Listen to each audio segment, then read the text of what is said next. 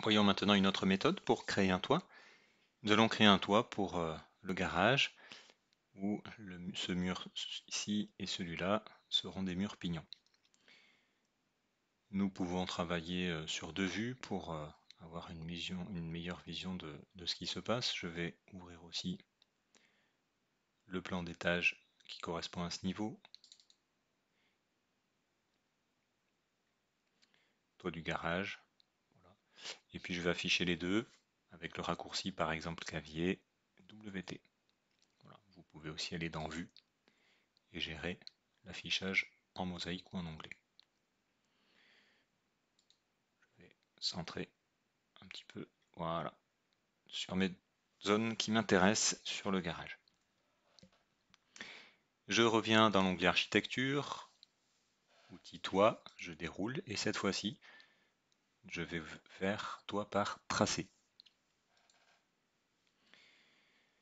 Il me demande de le rattacher à un niveau. Voilà, je choisis bien le niveau qui m'intéresse. Oui. Et je suis maintenant dans la création du toit. Mon ruban est à jour avec ces éléments-là. Il va me demander de tracer un contour. Voilà. Tracé ou esquisse. Voilà, on retrouve les différents termes, toit par tracé, ou on trace l'esquisse du toit. Pour cela, j'ai différents outils à ma disposition, des outils de tracé habituels. Je peux aussi, avec le dernier qui est présélectionné, choisir des murs existants pour tracer automatiquement l'esquisse. C'est ce que je vais faire. Mais avant cela, je vais dans les options ici, ajouter un débord de toit. Pour l'instant, il est à 0, ce qui veut dire que je serai parfaitement aligné au mur que je choisis. Je vais augmenter le débord, par exemple 0,50. Et maintenant, je vais pouvoir sélectionner mes murs. Alors, je peux les sélectionner un à un, sinon je survole, touche Tab du clavier, ils sont tous présélectionnés, et un clic pour valider ma sélection. Alors je reviens en arrière parce que je ne vois qu'il ne m'a pas pris mon débord.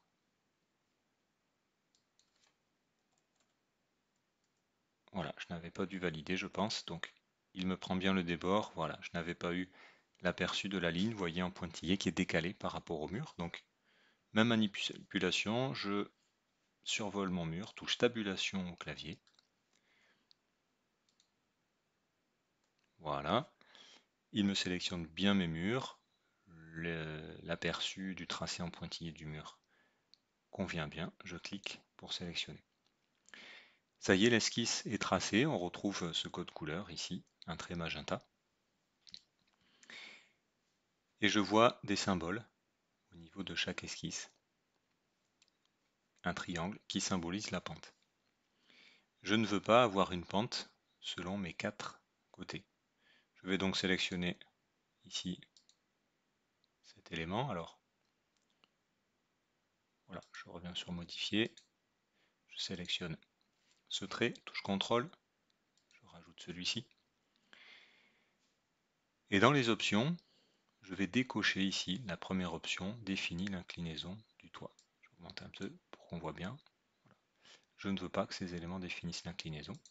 Je décoche.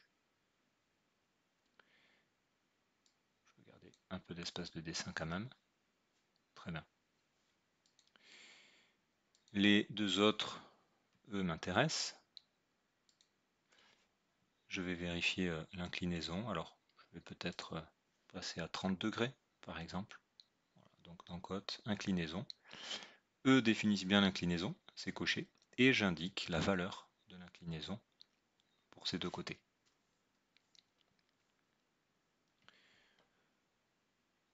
Tout est OK. Je peux valider la création de mon toit. Alors, je n'ai pas enregistré depuis un moment, c'est pas grave. Annuler, ça n'a rien à voir évidemment avec la création de mon toit. Par contre, cette boîte de dialogue nous intéresse. Souhaitez-vous attacher les murs en surbrillance au toit? On voit effectivement sur la vue 3D les murs qui dépassent. Ça m'intéresse qu'ils rejoignent proprement le toit. Je vais donc attacher les murs.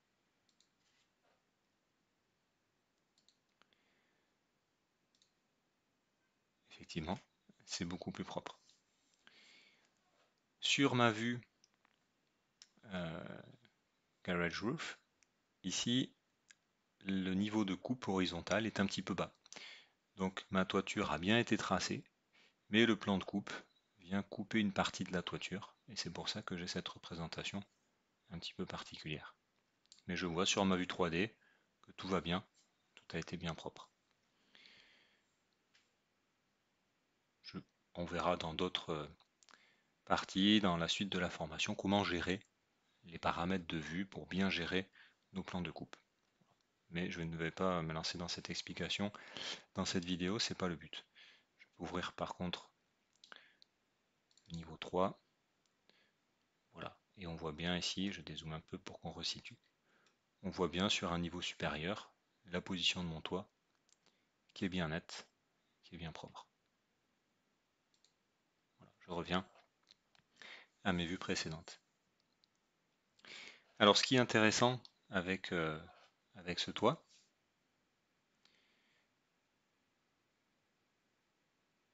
c'est que comme on a attaché les murs, alors je vais aller fermer cette vue, voilà, rester sur celle-là, comme on a une jonction entre le toit et nos murs, il y a une contrainte qui a été appliquée. Si je sélectionne par exemple ce mur et que je le déplace, voilà, je vois que le toit a bien suivi. J'annule. Je fais la même chose sur ce mur-là. Tab si j'ai du mal à sélectionner ce qui m'intéresse. Voilà, c'est bon. Déplacer. Le toit a bien suivi. Donc on a une contrainte qui lie le toit à nos murs, ce qui est vraiment intéressant. Pour ce qui est vue horizontale. Pour la contrainte d'élévation, je vais aller voir en élévation, dans l'arborescence du projet, élévation, par exemple sud. Voilà. Je retrouve mes différents niveaux, donc mon niveau ici de toit.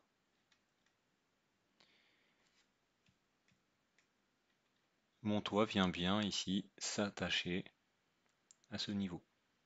Son niveau de référence, contraint par cette ligne, il correspond à la jonction du toit avec le mur qui a défini l'esquisse de mon toit. Si je change cette valeur, alors je sélectionne mon niveau et par exemple je vais augmenter à 1.50, on va bien voir la différence. Voilà. Le toit s'est déplacé vers le haut puisqu'il est aligné ou plutôt attaché à ce niveau. Et les murs qui sont attachés à mon toit ont été surélevés pour correspondre à toutes ces contraintes. Je reviens en arrière. Voilà. On voit bien ici, quand je fais l'aller et retour, la modification et le suivi de tous les éléments. Je reviens sur ma vue 3D. Et puis petit rappel, si je veux fermer les vues inutiles, ici je n'en ai qu'une, mais si j'en ai plusieurs, je vais dans Vue et je fais fermer inactif. Je reste bien sur ma vue 3D.